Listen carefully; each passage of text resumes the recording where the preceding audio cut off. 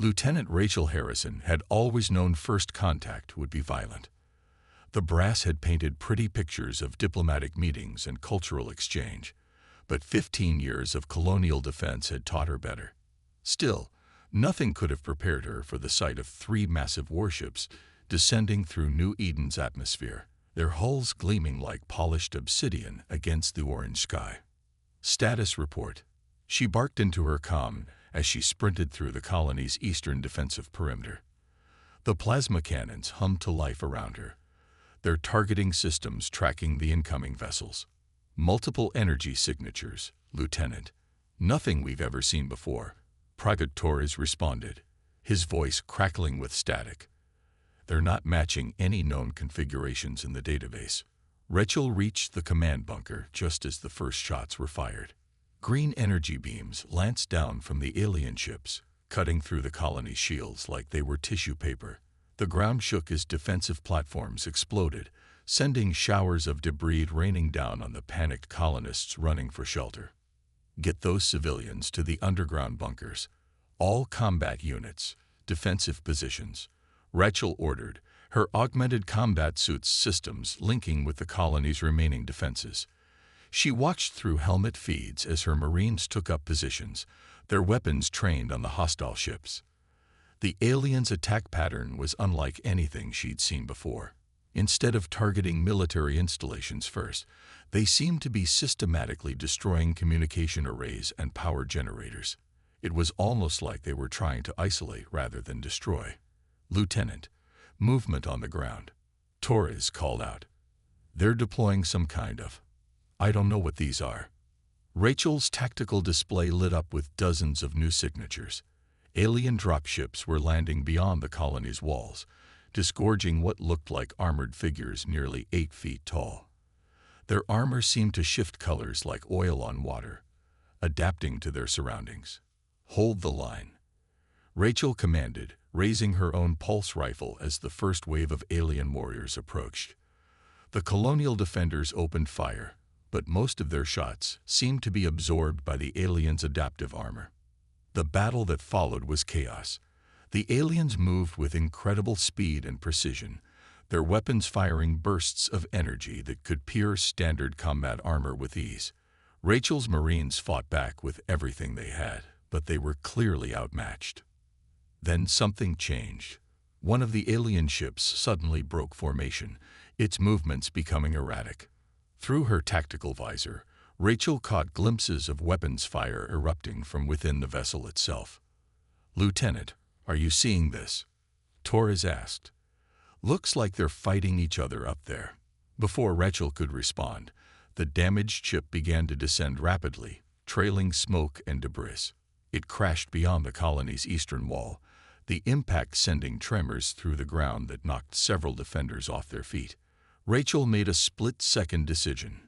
Torres, Jensen with me. The rest of you hold this position.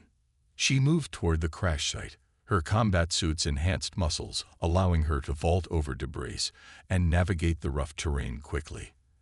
As they approached, she could see that the ship had broken into several pieces, and there were definitely signs of internal combat damage. Ma'am, protocol states we should wait for containment teams. Jensen reminded her, but Rachel was already moving forward. Something about this felt different from the coordinated assault they'd just witnessed. They found the first survivor near what appeared to be the ship's bridge section. It was one of the tall warriors, but its armor was different from the attackers, more ornate, with flowing patterns that seemed to pulse with inner light.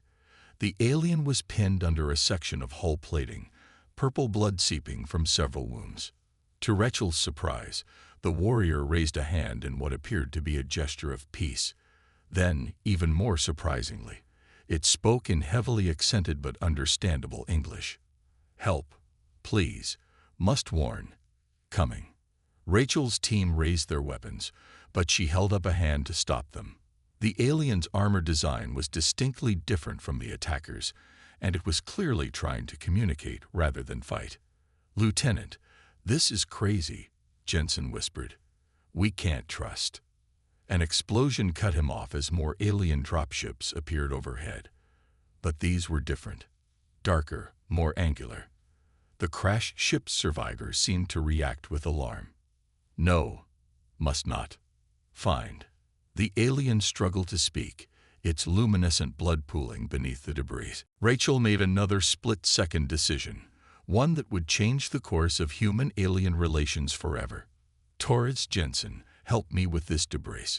We're getting them out of here. Ma'am, that's against every protocol. Look at their armor, their ship design. They're different from the attackers. This could be our chance to understand what's really going on here. Rachel was already moving to lift the debris. Sometimes the right choice isn't in the protocol manual. As they worked to free the wounded alien, Rachel couldn't shake the feeling that this moment was bigger than just saving a life. Something was happening here, something that went beyond the simple narrative of invasion and defense. The alien warrior's eyes met hers, 3 pupilled orbs that seemed to shine with intelligence and desperation. In that moment, Rachel understood that sometimes the greatest acts of humanity involved reaching out to those who weren't human at all. The sound of enemy dropships grew closer. They were running out of time, and Rachel had just violated about 50 regulations. But as she helped the wounded alien warrior to their feet, she knew she'd made the right choice. What she didn't know was that this decision would set in motion events that would reshape the relationship between humans and aliens forever. The maintenance tunnels beneath New Eden Colony were never meant to hide a 7-foot-tall alien warrior. Rachel pressed her back against the cool metal wall, listening to the sound of heavy footsteps passing overhead. Her guest, who had introduced himself as Commander Vorthak of the Zarkari Defense Fleet, sat propped against the opposite wall, his bioluminescent blood casting an eerie purple glow in the darkness. "They will not stop searching," Vorthak said, his translator device struggling with the complex harmonics of his native language. "The Shadeweavers are persistent. Those are the ones attacking us." Rachel asked, checking the energy levels on her pulse rifle. The weapon was down to 30% charge, not nearly enough for another firefight. "Yes, but they are not what you think." Vorthak's 3 pupil eyes narrowed as he adjusted his position, wincing from his injuries. "They were once Zarkari, like me. Now they are changed, corrupted." A distant explosion rocked the tunnel, sending dust cascading from the ceiling. Rachel's comm crackled to life with Torres's voice. "Lieutenant, hostile forces are pushing into the Western Quadrant. They're not just killing people, they're taking them." Rachel saw Vorthak tense at this information. "You know something about that, don't you?" The alien warrior was silent for a moment, his ornate armor's patterns pulsing slower as if reflecting his hesitation. "The Shadeweavers require specimens for their evolution process. They believe they can perfect our species through forced adaptation. And now they're interested in humans," Rachel concluded grimly. "That's why they're here. We're not just being invaded, we're being harvested." Another explosion, closer this time. Rachel's tactical display showed multiple hostile signatures converging on their position. They'd have to move soon. "Your people must understand," Vorthak said urgently, attempting to stand despite his injuries. "The Shadeweavers will not stop with one colony. They seek to remake all sentient life in their image. That is why my ship tried to warn you. Why we fought them." Rachel helped steady the alien commander, noting how his armor automatically adjusted to better support his wounded areas. "And that's why they shot you down. You're some kind of resistance. We are what remains of the true Zarkari military, those who refused the evolution process. But we are few now, and the Shadeweavers grow stronger with each world they corrupt." The tunnel shook again, and Rachel's tactical display flashed red. "They're getting close. Can you move?" Vorthak straightened, his armor whirring as it compensated for his injuries. "I am combat capable, but you should know, helping me is now punishable by death under your military protocols. I intercepted your command's latest directives." Rachel checked her weapon one last time and managed a grim smile. "Yeah, well, they'll have to catch us first." Besides, seems to me like you're the only one telling the truth around here. They moved through the tunnels as quickly as Vorthak's injuries would allow, using his knowledge of Shadeweaver tactics and Rachel's familiarity with the colony's layout to avoid patrols. Every so often, they would hear screams from above. More colonists being taken. The evolution process, Rachel asked as they paused at a junction. What exactly does it do to people? Vorthak's armor patterns darkened. It breaks down the barrier between organic and synthetic, reshaped DNA to accept mechanical integration. The Shadeweavers believe this is the next step in evolution. They cannot see that it destroys everything that makes us, us. Rachel's calm crackled again. Lieutenant, it was Jensen this time. Command's implementing Directive 7. They're going to glass the colony to prevent the aliens from taking more people. You've got 20 minutes to reach the evacuation point. Acknowledged, Rachel responded, then turned to Vorthak. Change of plans. We need to get to the command center. Now. They will shoot me on sight. Not if I can prove what you've told me. The Shadeweavers are taking people for forced evolution. That's something Earth Command needs to know. This isn't just about saving one colony anymore. Vorthak studied her for a moment, his alien features unreadable. You would trust an alien's word over your own command. I trust what I've seen with my own eyes. Your people tried to warn us. Died trying to warn us.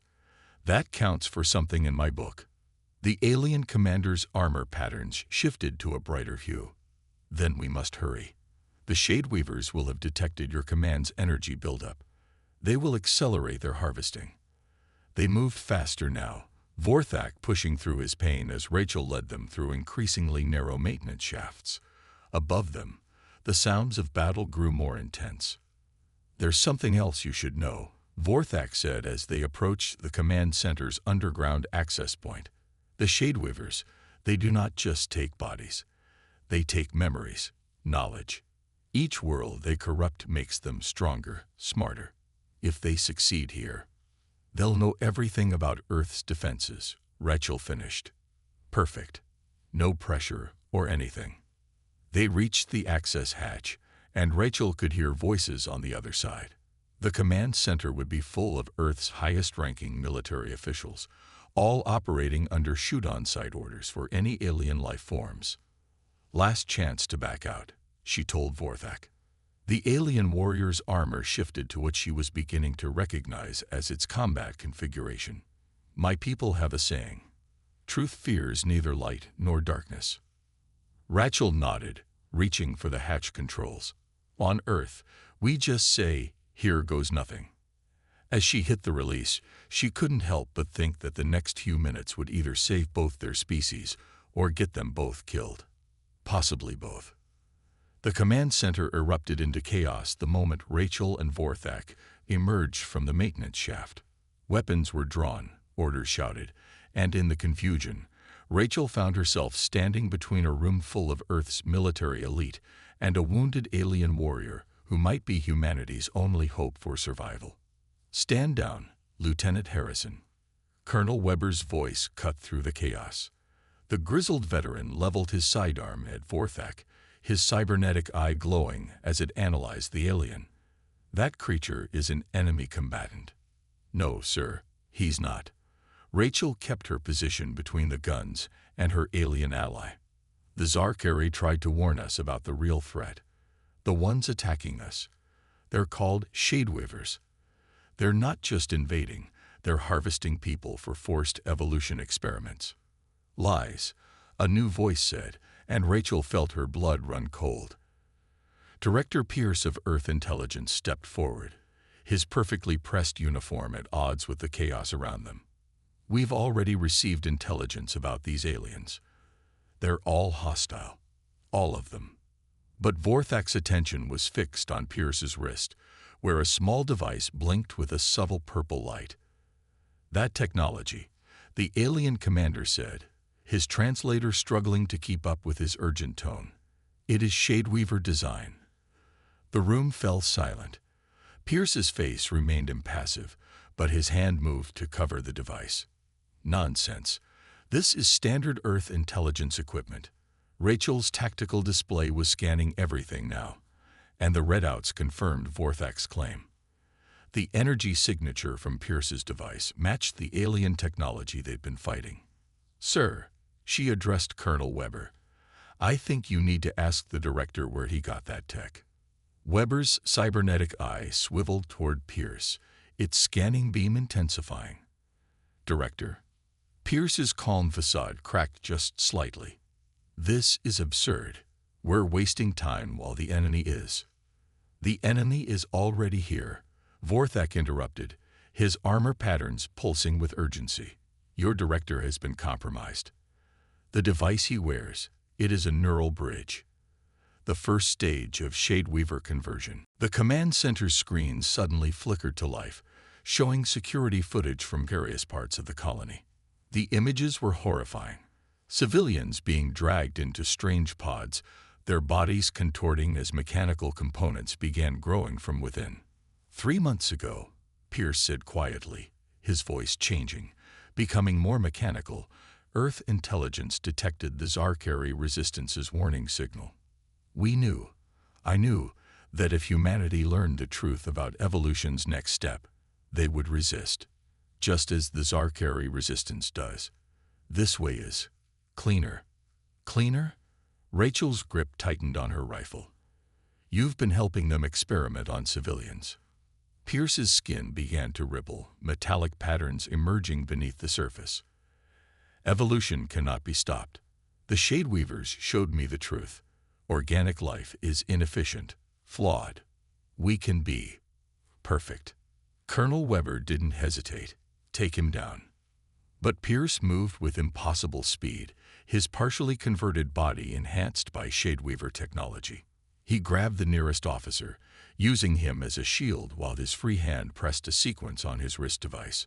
The command center's defenses suddenly turned inward, automated turrets swiveling to target the human personnel. Through the windows, Rachel could see more Shadeweaver ships descending from orbit. "You don't understand." Pierce's voice was barely human now. "This was never an invasion. It was an infiltration. We have agents in every major Earth military installation. The evolution cannot be stopped." Vorthak surged forward, his injured body empowered by his armor's combat systems. "Evolution without choice is extinction." The alien warrior collided with Pierce, their enhanced bodies crashing through displays and equipment. Rachel was already moving, her combat training kicking in. "Torres, Jensen, get those turrets offline. Weber, we need to warn Earth about the infiltrators." But the communication systems were down, courtesy of Pierce's sabotage. The command center had become a battleground, with partially converted humans emerging from hidden compartments to attack their former colleagues.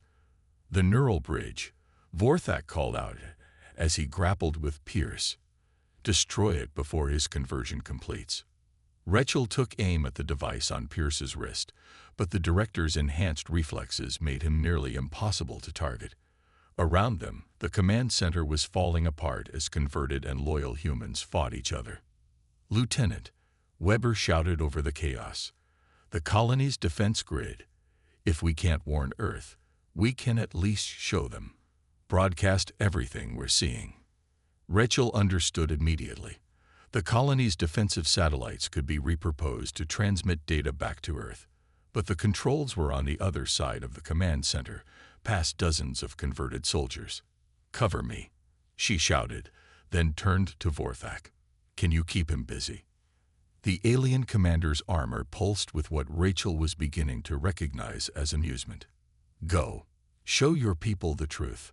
I will ensure the director remains occupied." Rachel fought her way across the command center, her combat suit's systems working overtime to enhance her speed and strength. She could hear Pierce ranting about the perfection of synthetic evolution, his voice becoming less human with each word. Finally reaching the defense grid controls, Rachel began the emergency broadcast sequence. Screens around the room showed her transmission status. Every Earth military channel was about to receive unedited footage of what was really happening on New Eden. "No," Pierce's inhuman scream cut through the chaos. He threw Vorthak aside and charged toward Rachel, his body now more machine than man. "You'll ruin everything." Rachel turned, her rifle raised, knowing she wouldn't be fast enough to stop him. But then a blade of pure energy erupted from Pierce's chest. Behind him, Vorthak stood with his armor's emergency weapon deployed. Evolution, the alien commander said grimly, should be a choice. As Pierce's converted body collapsed, Rachel completed the transmission. Across the room, Colonel Weber was already receiving confirmations from Earth Command. The truth about the Shadeweavers was out. But as Rachel helped Vorthak steady himself, she knew this was just the beginning. Earth now knew about the infiltrators in their ranks, but the Shadeweavers were still out there, still converting innocent people into their twisted vision of perfection. "What now?" she asked her alien ally. Vorthak's armor patterns shifted to a configuration she hadn't seen before. "Now, Lieutenant Harrison, we show both our peoples what real evolution looks like, species working together by choice, not force." Through the command center's windows, more Shadeweaver ships were appearing. The real war was just beginning. The next 12 hours on New Eden became a desperate race against time. Rachel and Vorthak moved through the colony's war-torn streets, leading a mixed team of human marines and the few Zarkari resistance fighters who had survived their ship's crash. Their mission was clear but nearly impossible: identify and neutralize Shadeweaver infiltrators before they could activate their conversion protocols. 3 more conversion pods detected in Sector 7. Torres reported through the tactical network. The young Marine had adapted surprisingly well to working alongside 8-foot-tall alien warriors. "Jensen's team is moving to intercept." Rachel watched her tactical display as red dots indicating Shadeweaver forces multiplied across the colony map. "They're not even trying to hide anymore. This is a full emergence. They believe victory is inevitable," Vorthak said, his armor's patterns shifting to combat configuration as they approached another pod cluster. "The Shadeweavers see our resistance as primitive instinct, something to be evolved beyond." A scream echoed from a nearby building. Rachel signaled her team to halt, then used her combat suit's enhanced sensors to scan the structure. Multiple signatures inside. Some are still fully human. "Then we still have time." Vorthak raised his energy blade, its crystalline surface humming with power. "Lieutenant, I suggest we show them how primitive we can be." The assault was swift and coordinated, human and Zarkari troops moving in perfect synchronization. Months of conventional military doctrine would have said this was impossible. Different species couldn't possibly fight as one unit, but conventional doctrine hadn't counted on the sheer desperate creativity of soldiers fighting for their species' right to choose their own destiny. Rachel's pulse rifle sang in harmony with Zarkari energy weapons as they cleared the building. They found 6 civilians huddled in a back room, with 3 partially converted humans trying to force them into conversion pods. The fight was brief but intense. "Clear," Rachel called out, checking the last room. Behind her, Zarkari medics were already treating the rescued civilians with technology that could reverse the early stages of conversion. "But we're not going to be able to keep this up forever. For every pod we shut down, they're activating 2 more. Her comm crackled with Colonel Weber's voice. "Lieutenant, return to command immediately." Earth Command has made a decision. Something in Weber's tone made Rachel's stomach turn. She glanced at Vorthak, who nodded grimly.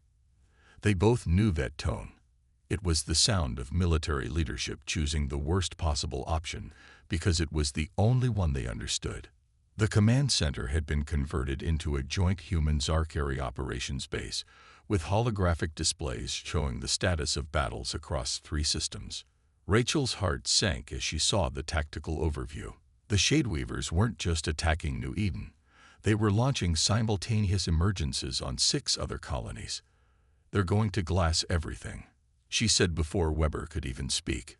"Aren't they?" The colonel's cybernetic eye weared as he studied the tactical displays. "Earth Command is calling it Protocol Omega. Total sterilization of all affected colonies to prevent the spread of Shadeweaver conversion. That's 40 million civilians. Rachel protested. And we've proven we can reverse the early stages of conversion, if we just had more time. Time is not a luxury we have, a new voice interrupted. Admiral Chen's hologram flickered into existence above the command table.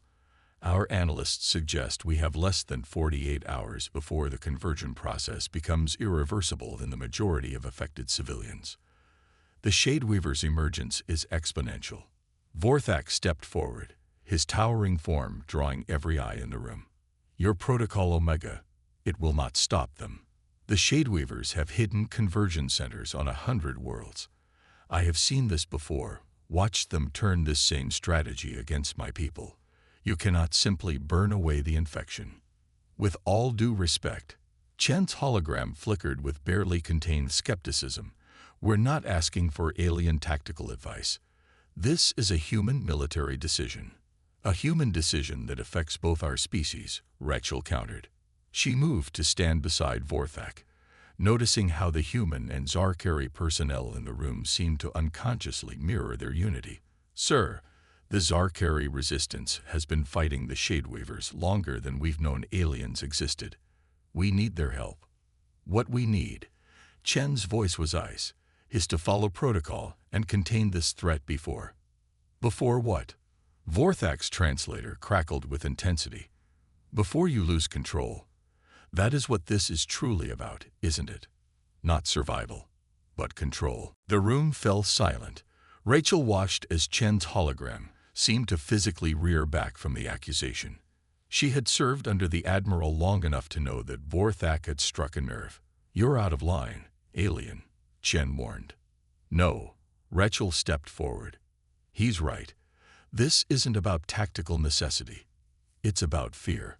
We're afraid of changing how we fight, how we think. The Shadeweavers want to force evolution on everyone.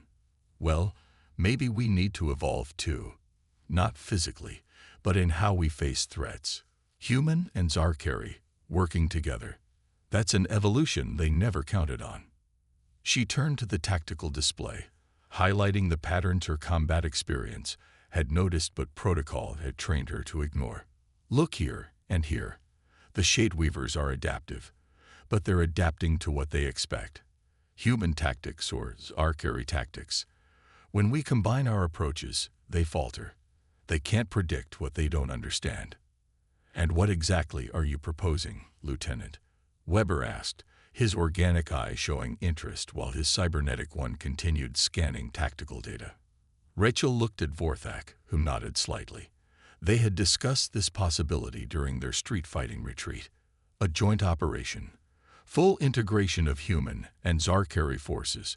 Not just here, but across all affected colonies. We share everything.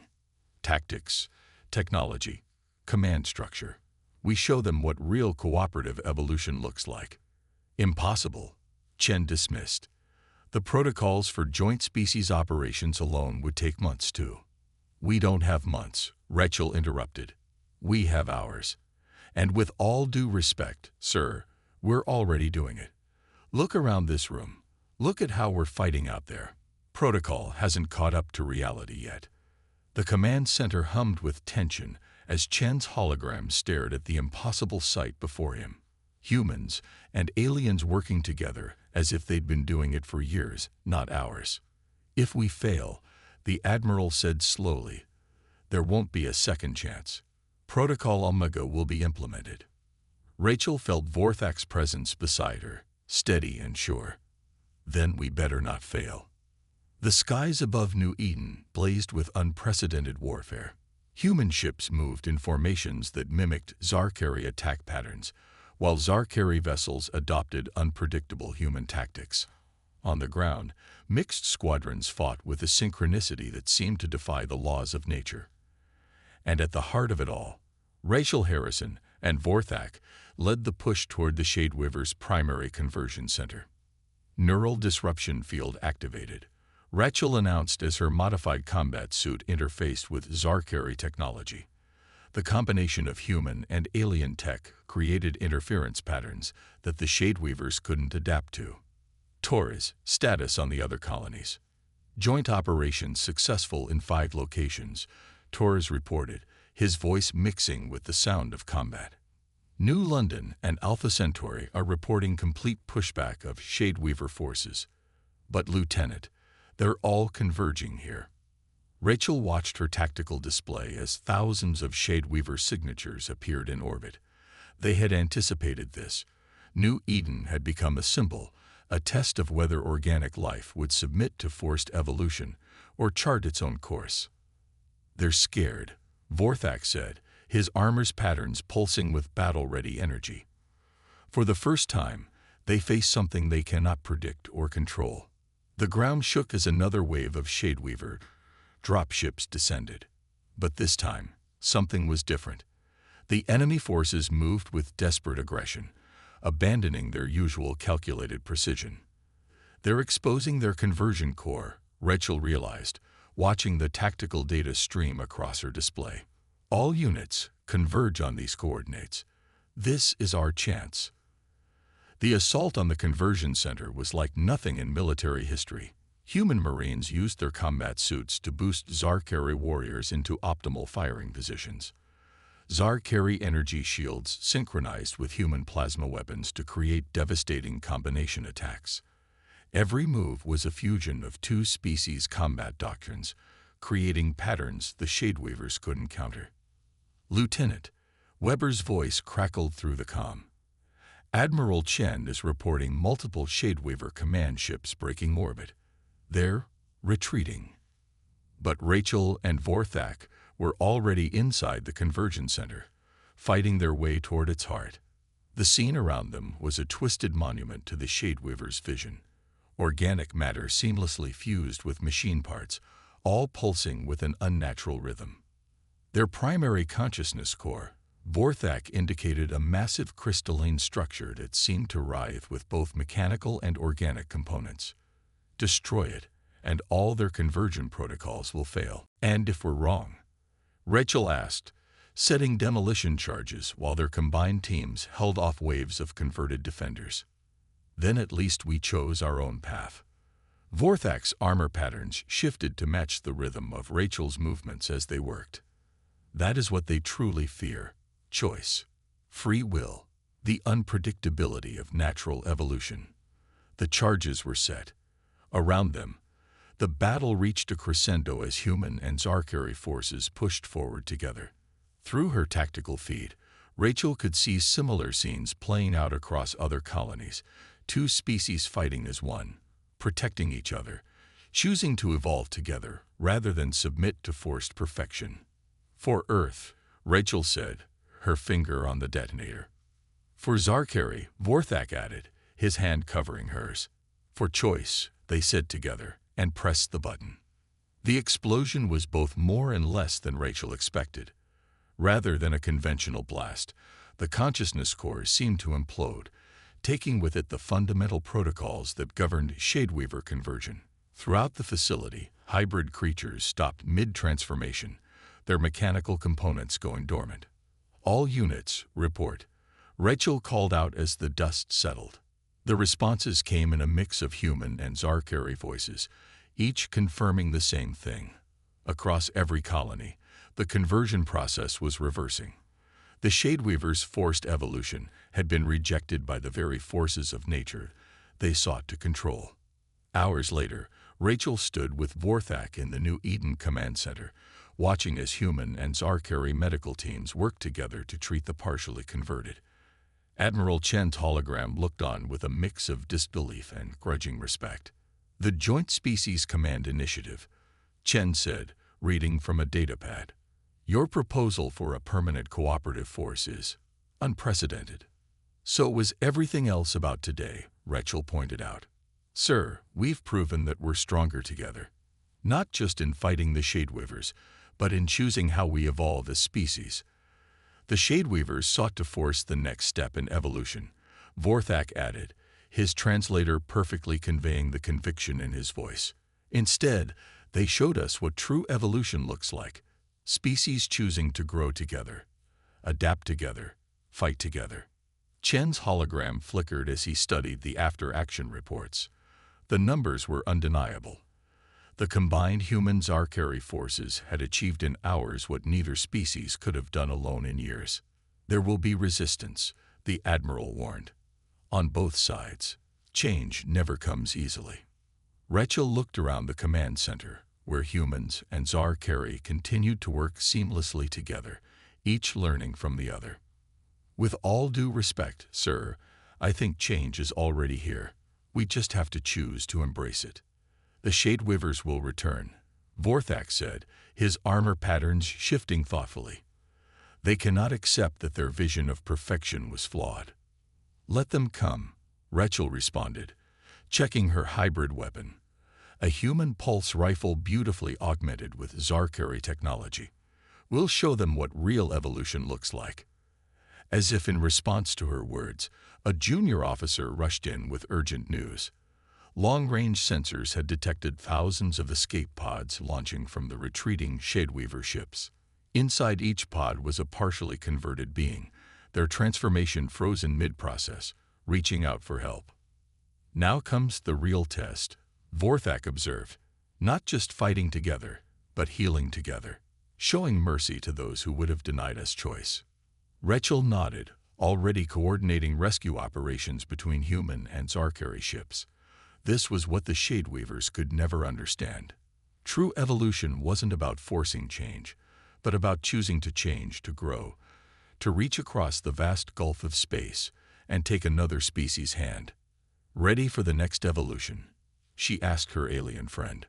Vorthak's armor patterns pulsed with what she now recognized as hope. Always, Lieutenant Harrison. Always.